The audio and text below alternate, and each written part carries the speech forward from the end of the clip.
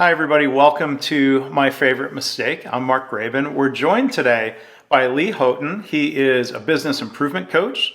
His company is called Get Knowledge, and the web address is getknowledge.co.uk. So that gives you a little bit of a preview of where Lee is joining us from. So, how are you today, Lee? Yeah, I'm really good. I'm really excited by this opportunity to talk with you today, Mark. So thank you very much for this.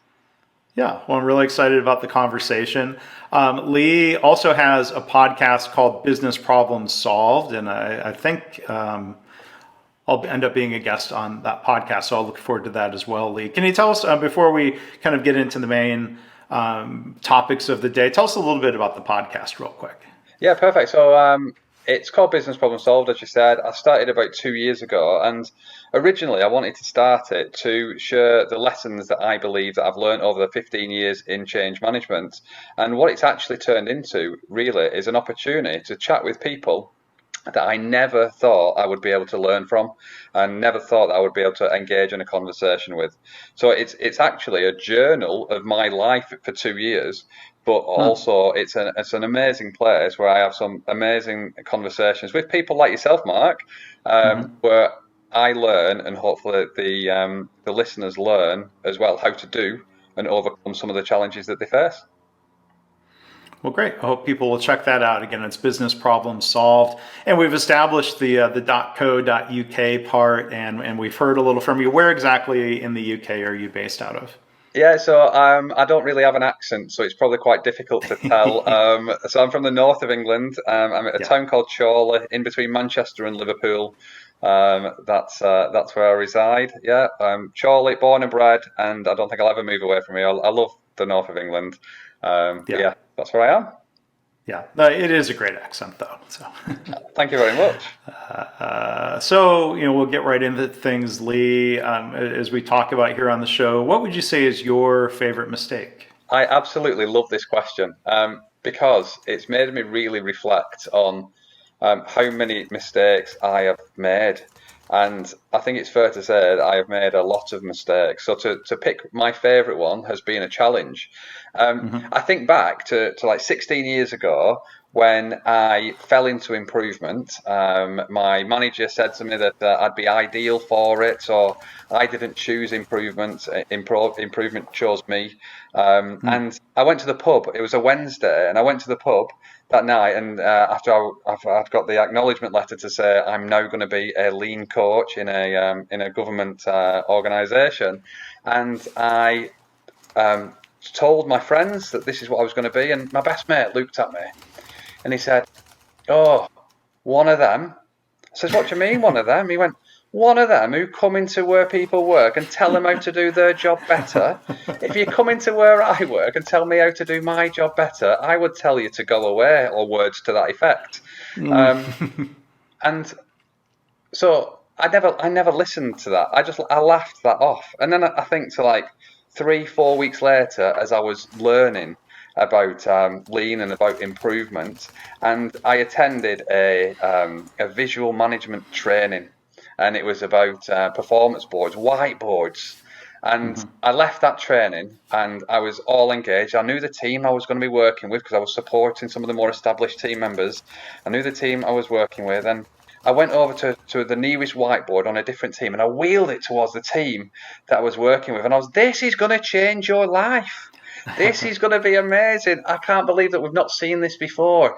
And I started to talk them through, and you're going to have your performance here, your people stuff here, quality here, problem solving here. It's going to be amazing. And then what stirred back at me was blank faces, some angry faces. And then I think back to what my best mate said to me, and I thought, "You fool, you've done exactly. You're just exactly as he thought the perception of these change people were." So my favourite mistake is thinking that I, after a little bit of training, knew what was better for Hmm. people in a team to improve. That's what my favourite mistake is, because I really believe that over the last 15 years, I have been I'm trying to unlearn that, or I've been unlearning Hmm. that mistake, because that's not the way that it needs to be done. There's a different way, and it's Hmm. not all down to knowledge. Yeah. Wow. And I mean, that really resonates with me because I've told a similar story when people have asked me what's my favorite mistake. This is something I shared in a book called Practicing Lean, a book that I edited and contributed to. And I told a story about earlier in my career making a very similar mistake. And so my question for you though, Lee, I look back in my situation and I think some of it was a reflection of the culture I was working within. It wasn't really an organization that made extra efforts to get input from the frontline employees.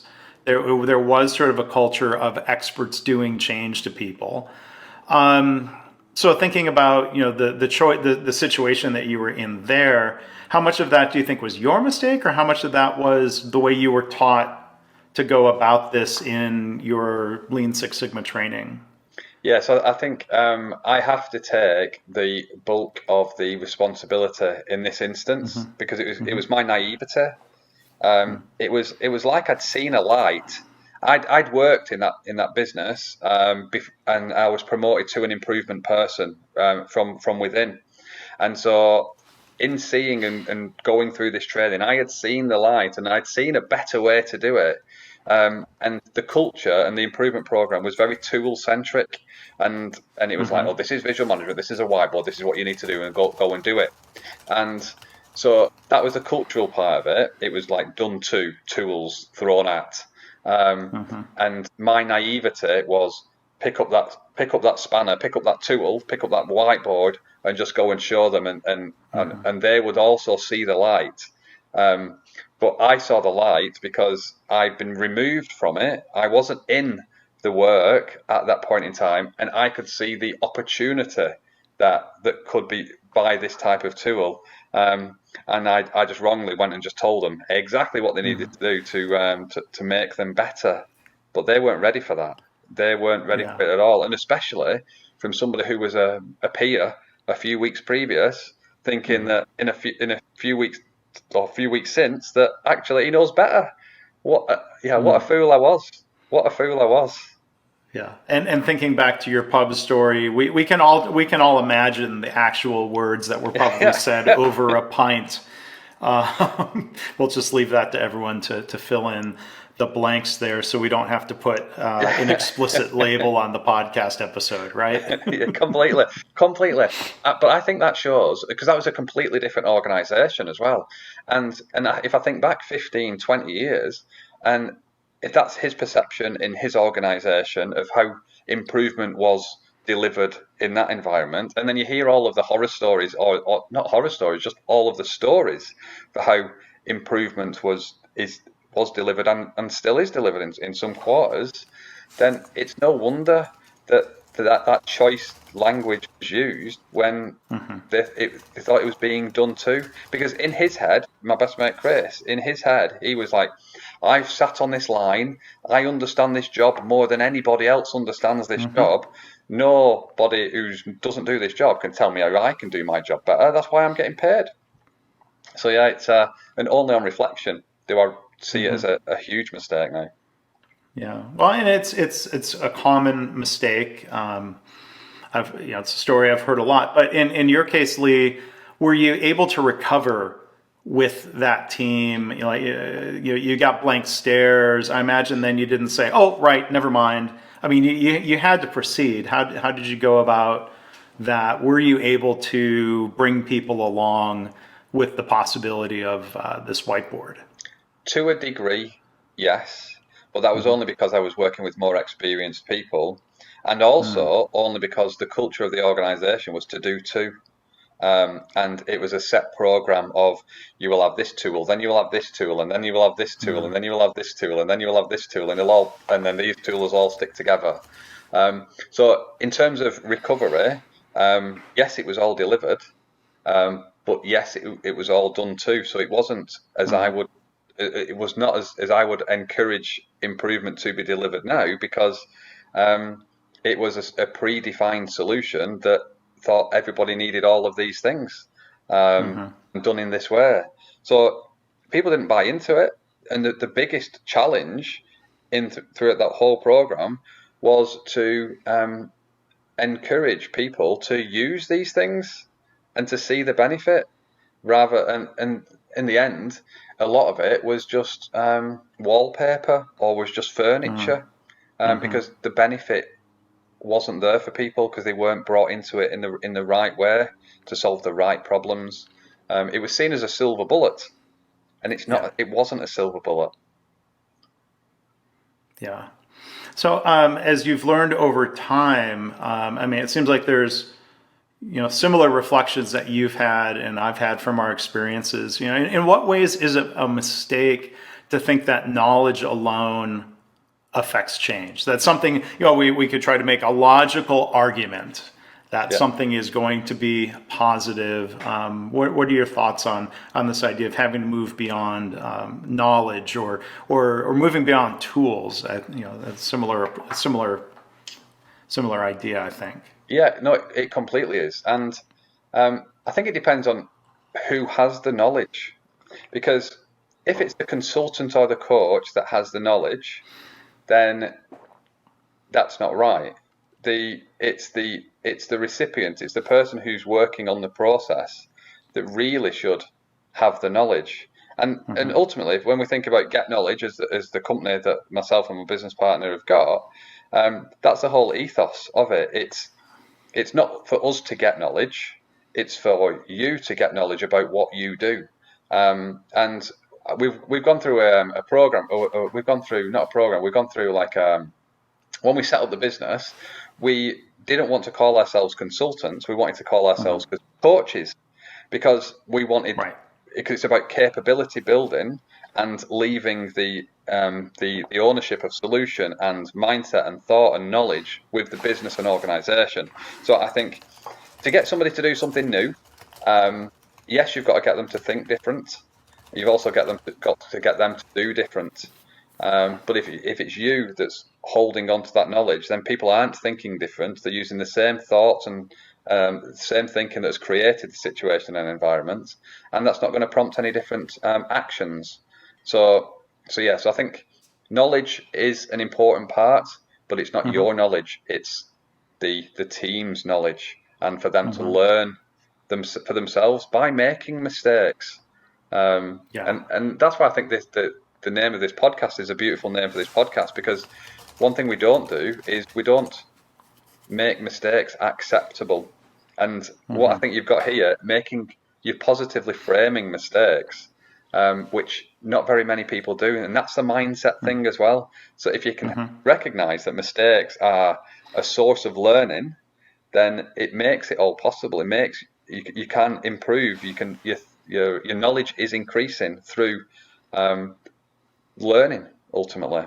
So yeah, that's what I would say. It's not all about knowledge. It's definitely not all about tools, but it's about challenging, asking questions to get people to think, to then do different themselves.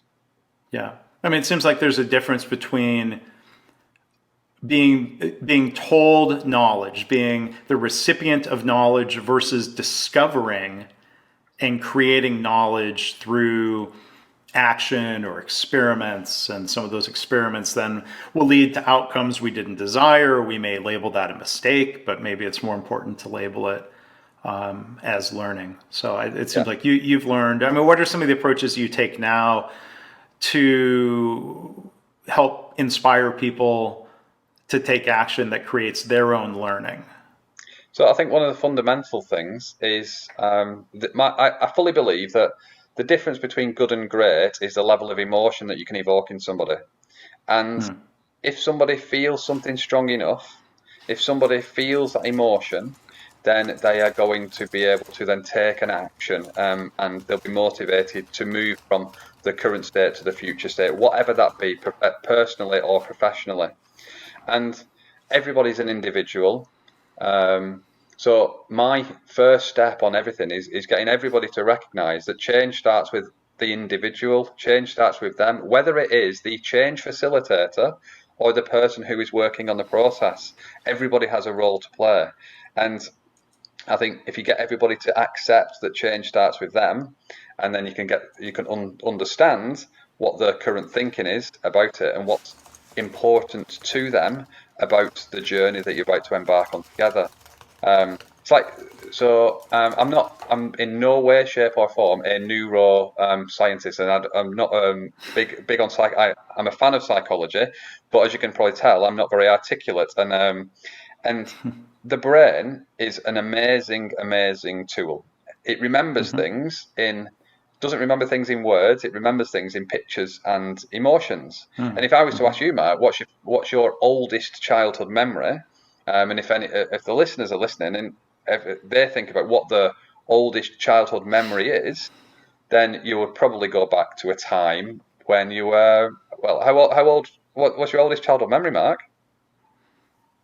I can picture some moments from the first house my parents had. We were there until I was 4 years old. So maybe some of these early memories are like when I was three. Yeah, amazing. I'm guessing a little bit, Yeah, but definitely first 4 years. I can even picture now. I can picture some scenes and moments from preschool, the year before kindergarten.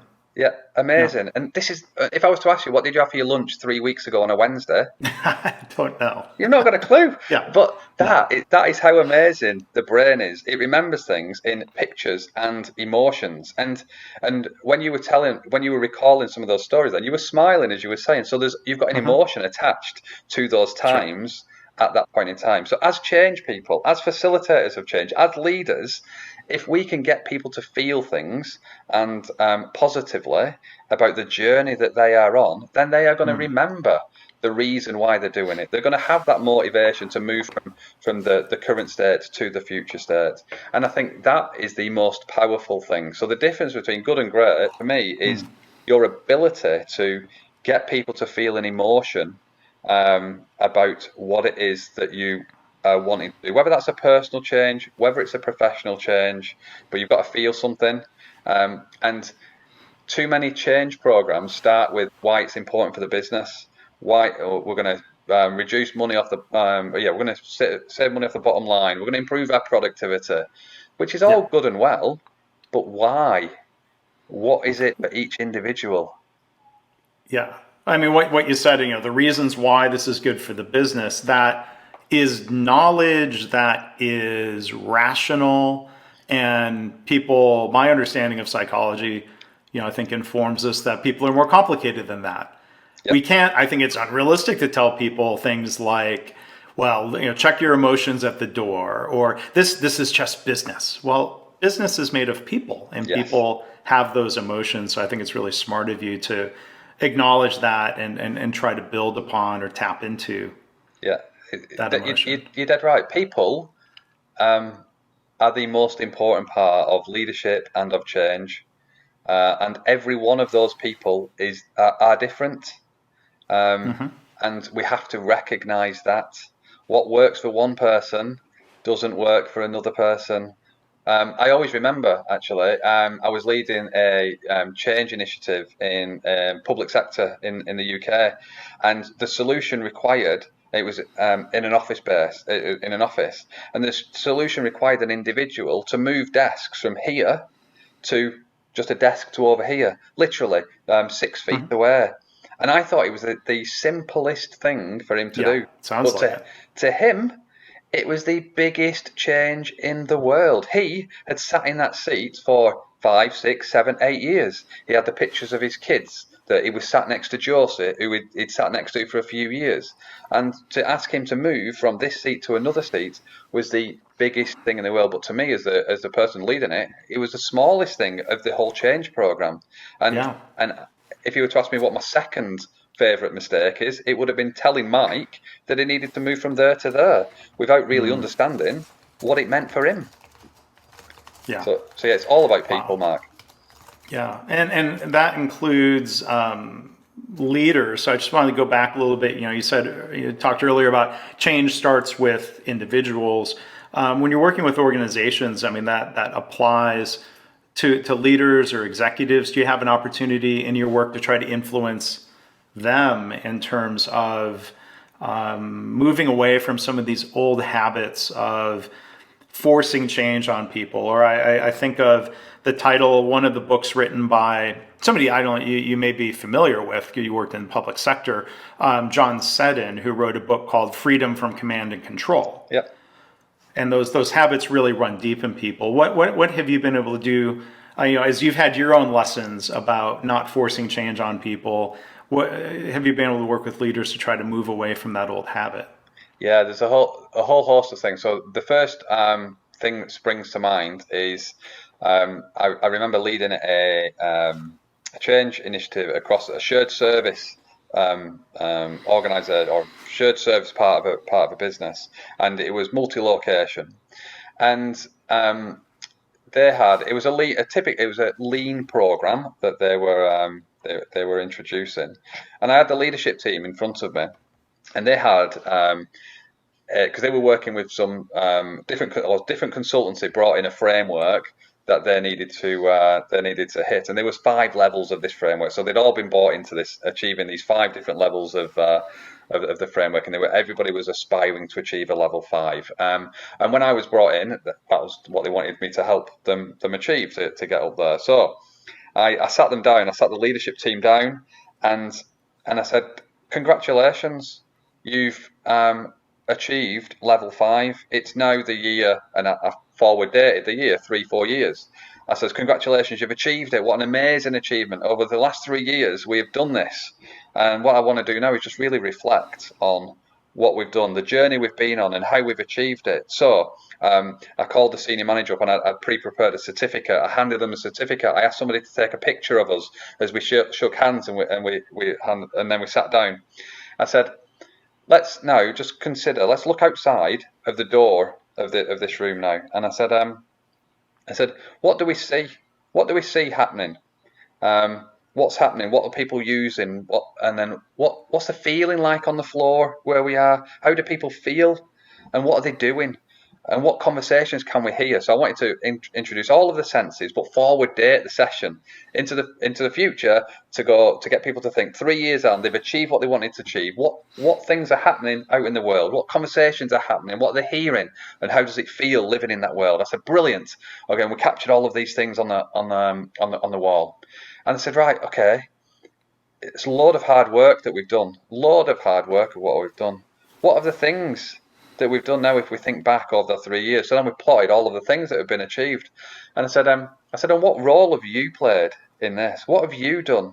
And what have you done different in the last 3 years than the previous years to achieving it?" Because then they have to then say that they've done something different, because a lot of their decisions had created the place that they were in, and only by recognizing that they needed to actually do different, think different, do different, could they then start that journey. So that's one of the sessions that I've facilitated a few times, to try to get people just to recognise that if they really want to achieve what they want to achieve, then they've got to think differently and do differently themselves.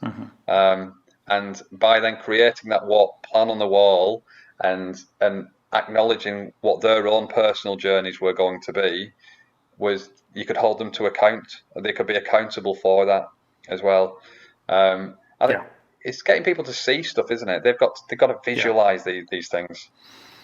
Well, I think you have to figure out how to create experiences where they can see. And there are different methods for that. I mean, one of the books in the lean literature by John Shook, from the Lean Enterprise Institute, in a way, it seems like the book is about a tool referred to as value stream mapping. But the book is called Learning to See. Yeah. Which I think is very intentional. The book's not called Learn How to Value Stream Map. The point is, experiences, this shared mapping of the way work is done that allows people to see, instead of just thinking, "Oh yeah, we know how things work here." Well, do you really? Sometimes you have to test that assumption. Yeah, I would love him to release a new book, Learning to See and Feel. Because I think if you attach feelings and emotions to it, then you're going to work 10 times harder to get to it. Because I think I think without that emotion, that for me is the big motivator. So yeah, learning to see and feel. If John is listening, then that's what I think he should do next. That's a great idea. Maybe you can write that. We could collaborate on it, Mark, if you fancy. Maybe. That's a good idea because I've learned sometimes I've learned these lessons the hard way about the need to engage people and realizing change is not just about the rational. Like I'm an engineer, so if you look at different personality profiles, I fit into the thinking, logical. But I've had to learn, and working in healthcare, frankly, has helped me with this to also consider more about the feelings and the emotional connections that people have to work, because I think that really is critically important in other settings. I would have been more successful back in my days in manufacturing if I had a better grasp of that. Yeah, yeah, no, completely. No, it's good, really So good. those are some of my mistakes. So Lee, before we wrap up, I want to take a few minutes to talk about a program that you have called Creating Confident Change Leaders. There's a separate website people can go to. It is www.creatingconfident.com. Can you tell us about that? Yeah, no, perfect. No, thank you, Mark. Yeah, so I genuinely believe that my last 16 years, 15, 16 years and change have been the best and the worst of my life because change can be the loneliest place in the world. If you are the sole voice pushing uphill, your peers don't want to change, your leaders are only doing it because they're told to. Change can be a really lonely place. And Mm-hmm.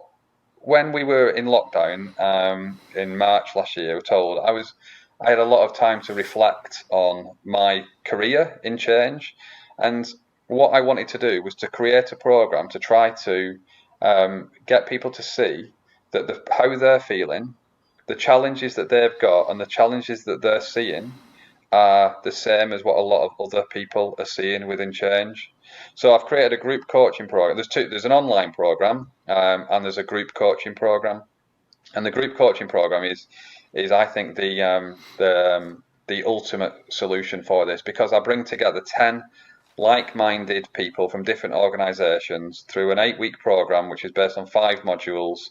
The first one is we've spoke about quite a lot today actually about recognizing that change starts with you, and we talk Mm-hmm. about that and get the change facilitator, change leader to recognize that actually it's not about the team they're working with first, it's about them and their approach. And then it's about understanding yourself, so getting a realization that your thoughts drive behavior. And then we talk about storytelling and creating allies, building trust, and that's all in week 3, module 3.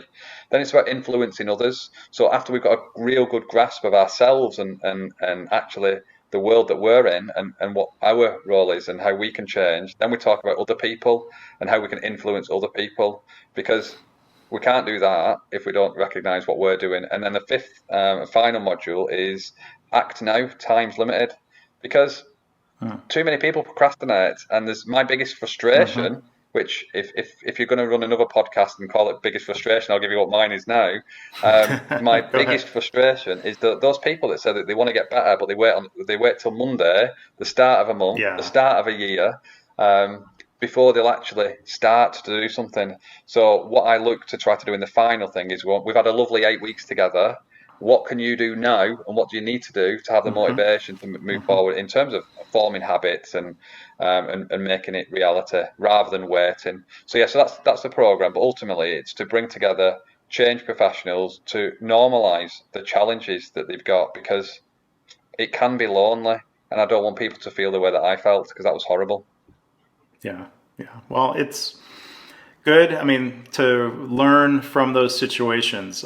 You reflected on what your friend said in the pub. You reflected on the blank stares, and I recognize it's either the blank stares or it's the crossed arms. Yes. It's the staring at their shoes. That body language of people who aren't engaged and people who need to be engaged. So I'm glad that you've learned from that, Lee, and that you've shared your stories and reflections with us here today. So I do want to also mention that on that creatingconfident.com website, there's a free impact guide that Lee is offering. You can go to creatingconfident.com/impact. if you want to get that. And again, our guest has been Lee Houghton. His company is Get Knowledge. That's getknowledge.co.uk. And I smile. I have positive memories, like the times when I've been in England, and you hear ads and you hear the web address, and to hear the .co.uk. That sounds, for some reason that sounds a lot cooler than .com. Yeah. No, honestly though, Mark, thanks so much for the opportunity to chat with you today. It's been an absolute pleasure, and to share some of those stories with you. Yeah, well, thank you. And thank you for prompting not just memories of times when I've had the chance to be to England, but boy, you got me going back into early days of my childhood. So thank you for prompting that. And thankfully it did come up with a smile. Yeah. And Lee, thank you so much. Talk to you again soon sometime. Cheers, Mark.